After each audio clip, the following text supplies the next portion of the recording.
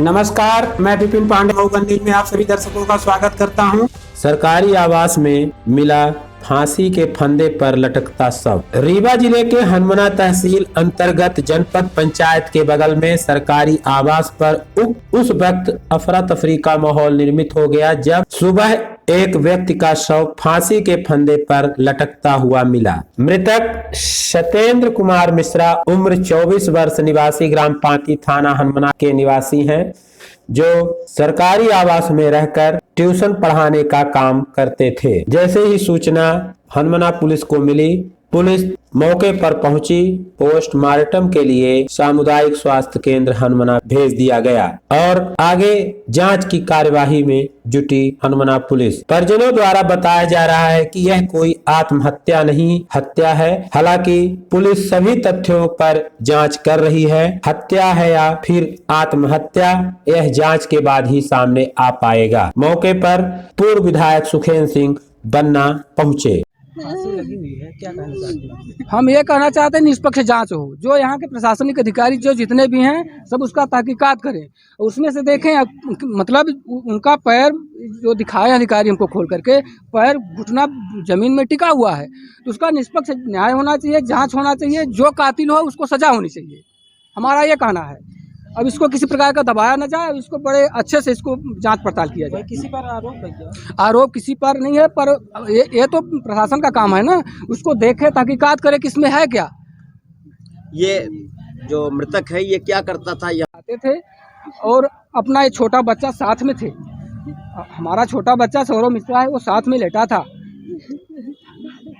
वो साथ में था।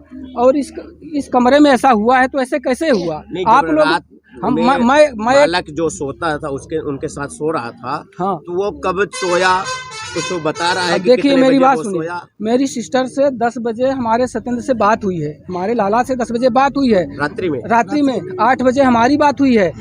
हाल चाल घर का जैसा रोजमर्रा की जिंदगी में जिस प्रकार की बात होती है, वो 8 बजे कल रात बात हुई है हमारी। फिर इसके बाद हमारी बहन बात की है 10 बजे रात, समझ रहे हैं ना। अब इसके बाद क्या कैसे हो गया, अब वो अपना जो बच्चा है वो भी साथ में सोया था। अब इसके बाद कैसे क्या हो गया, हम ये चाहते हैं यहाँ के प्रशासन में जो बलाधिकारी हों सबसे ये चाहते हैं कि इसका निष्पक्ष न्याय हो, तहकीकात हो कि आखिर इसमें हुआ क्या हुआ। ये देखा कैसे, किसने देखा? उसमें जब वो उठा, यहाँ के जो नज़दीकी होंगे बताएंगे, हम लोग तो गांव से आए हैं, वो जब उठा तो देखा तो वो रोने लगा। तो फ़ोन किया, सबसे पहले वो बच्चा है हमारा, उसको बुलाइए, वो बताएगा किसको फ़ोन किया है। वो सब आए हैं, तब फिर दरवाज़ा खुला था, दरवाज़ा खुला पोजीशन में मिला है। दरवाज़ा एक ब्राह्मण परिवार का लड़का है, यहीं पे रहते थे, पढ़ाई लिखाई करते थे और फांसी के रूप में लाश मिली है और पता नहीं चल पाया है, पर मामला इसमें संदिग्ध समझ में आया है और पुलिस जांच में लगी हुई है। अब आगे क्या होता है पुलिस बताएगी, बशर्ते इसमें अभी आशंका है, इसको हम फांसी भी अभी नहीं कर सकते, दोनों बातें हो सकती हैं। इसलिए मेडिकल रिपोर्ट और पुलिस कितना करती है, अगर नहीं करेगी तो फिर आगे इसके लिए भी हम लोग कदम बढ़ाएंगे। फिलहाल अभी मृतक का जेब से शराब, तो उससे अंदाजा निश्चित रूप से पढ़ने वाले लड़के हैं, अगर कोई फांसी लगाएगा तो जेब में फांसी लगा करके नहीं रखेगा, ये बात स्पष्ट है। हो सकता है अब मोबाइल टेस्ट कराना, मोबाइल से और पोस्टमार्टम रिपोर्ट से, इन सब बातों से आगे पता चलेगा कि आगे क्या है। अगर कहीं से भी थोड़ी बहुत शिनाख्त है कि नहीं मर्डर है, तो उसमें हम लोग पूरी तरह से मतलब आप समझ सकते हैं कि आगे फिर क्या करना है।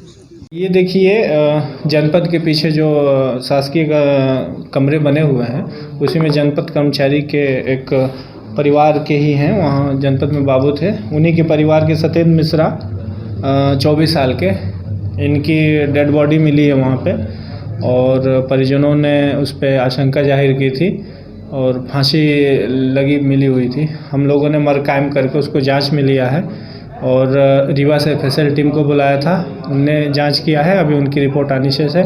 उसके बाद हमने PM कराया है पीएम कराने के बाद उनका मोबाइल नंबर की सीडीआर निकाली जा रही है। जो भी तथ्य आएंगे हम आपस में आपको अवगत कराएंगे। आलू बंडा उनकी मोटरसाइकिल के हैंडल में टंगा हुआ था पॉलीथीन में, और उनके कमरे में जो हैंगर पे कपड़े थे उसमें एक शराब की आधी बोतल मिली है, उसमें आधी मात्रा में हाफ शराब है, और उसके संबंध में भी हम लोग जांच कर रहे हैं। कुछ बातें ये भी देखिए ये सारी चीज़ें जांच करने के बाद क्लियर हो पाएगा, और जैसे जो भी तथ्य आएंगे हम फिर से आपको अवगत कराएंगे। ठीक।